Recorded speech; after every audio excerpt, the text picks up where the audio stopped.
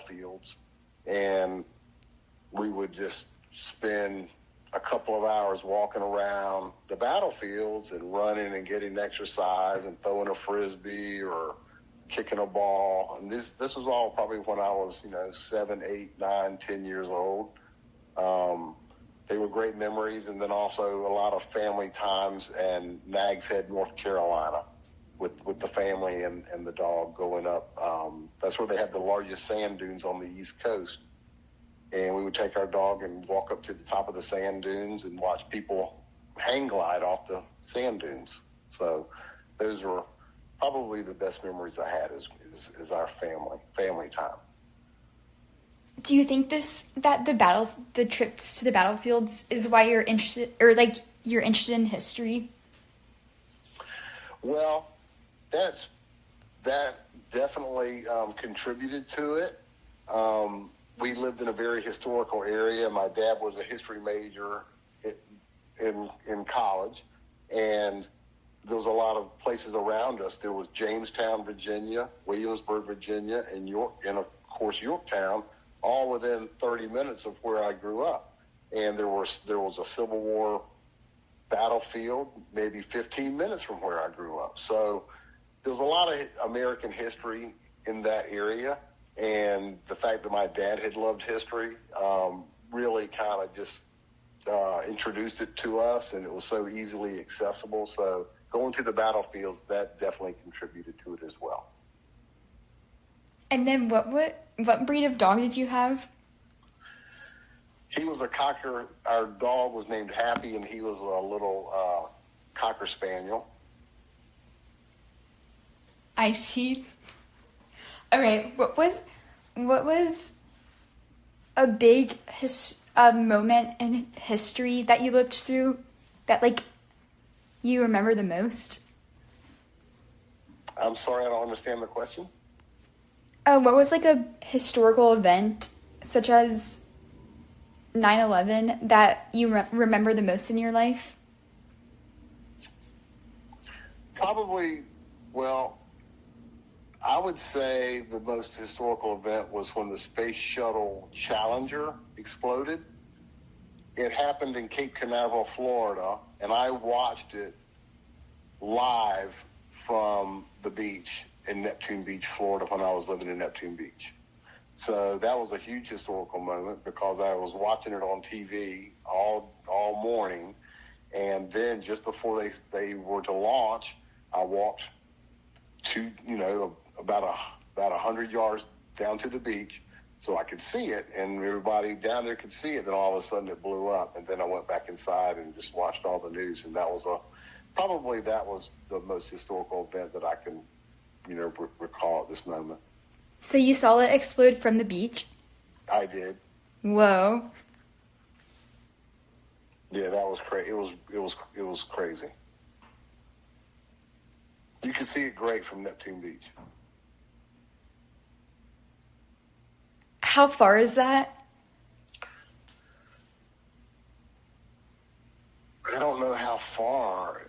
Cape Canaveral, I think is where they took off, but people all up and down the whole coast could see it clear as day. It was up high enough to where everybody could see exactly what was going on.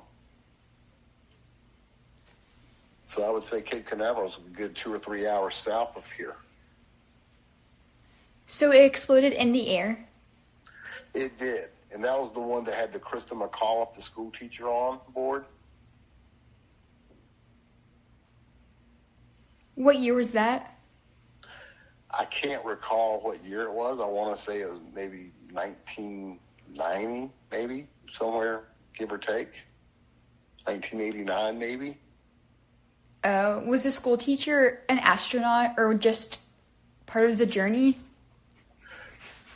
Well, she was an astronaut for that trip, but she was not an astronaut. She was a school teacher who was selected to go on that mission.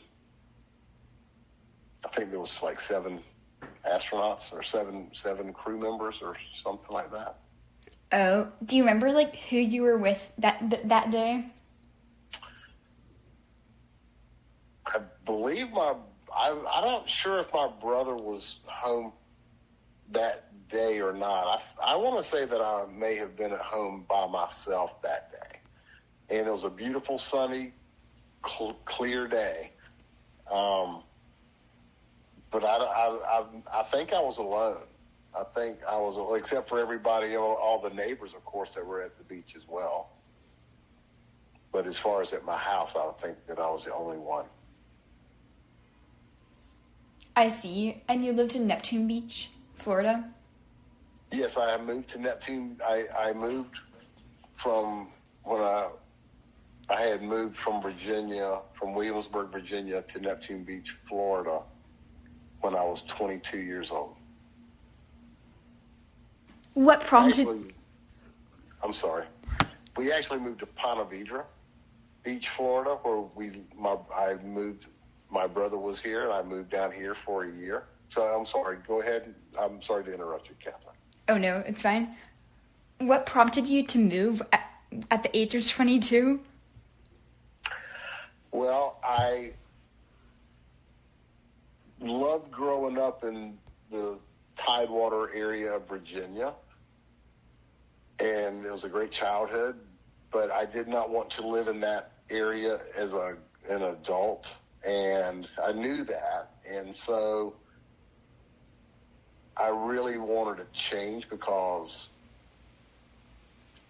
I didn't want to finish school and graduate. And I had a serious girlfriend in that area that wanted to spend her entire life in that area, and I did not. And I wanted to move, and Florida was very attractive to me. I had wanted to move to Florida when I was even a year younger because I had family in Orlando that was really excited about me coming down and starting my new life, and I could have stayed with them initially.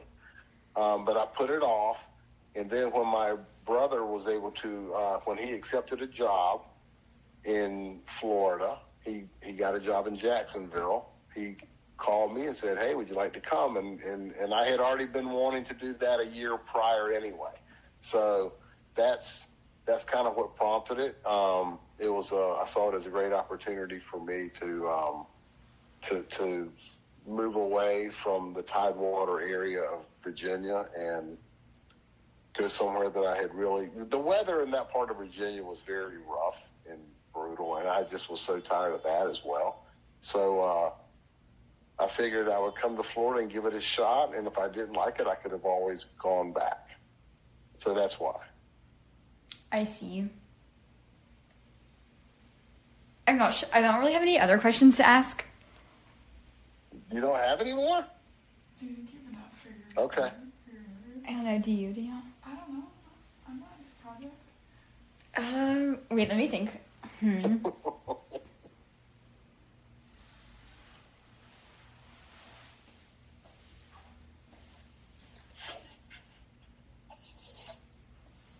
What's the point of the project? I think That's a good question, Danielle. What? Oh. Like I'm trying to think of.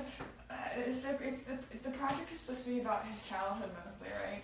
Yeah. Oh, I have one actually. What inspired you? Could you describe the field of work you went into and what inspired you to go into that field of work? I spent most of my career in the medical field. My grandmother was a nurse, was a registered nurse, as well as my mother being a registered nurse. And my brother was also in the medical field as a orthopedic representative that sold hips and knees to, for patients that needed orthopedic surgery. And so it was a kind of appealing going into that field because I'm a people person and I've always liked to try to help people. And I had an opportunity to work primarily in the home health arena for the most of my career. Early in my career, I sold operating room equipment for a small company.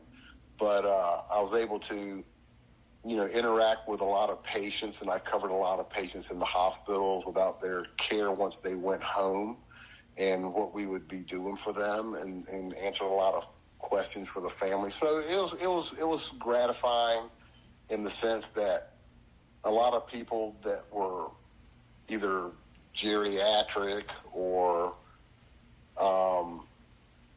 older to a degree that needed extra assistance, you could be part of you could be part of the solution to the problems that they were having at home through the use of nurses or physical therapists. And so I enjoyed that field a lot, and that was really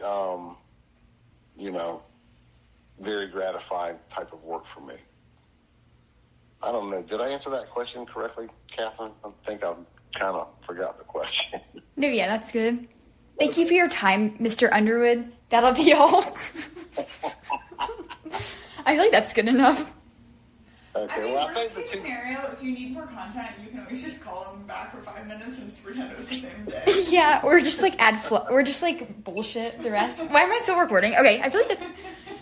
Hopefully your brother I don't doesn't ask for the know. whole recording. That's so. I can't even imagine what they're going to use something like this for. I mean, it's like, It's just like a big project in the class. Whatever. Okay. But all you're doing is just calling random people and asking them,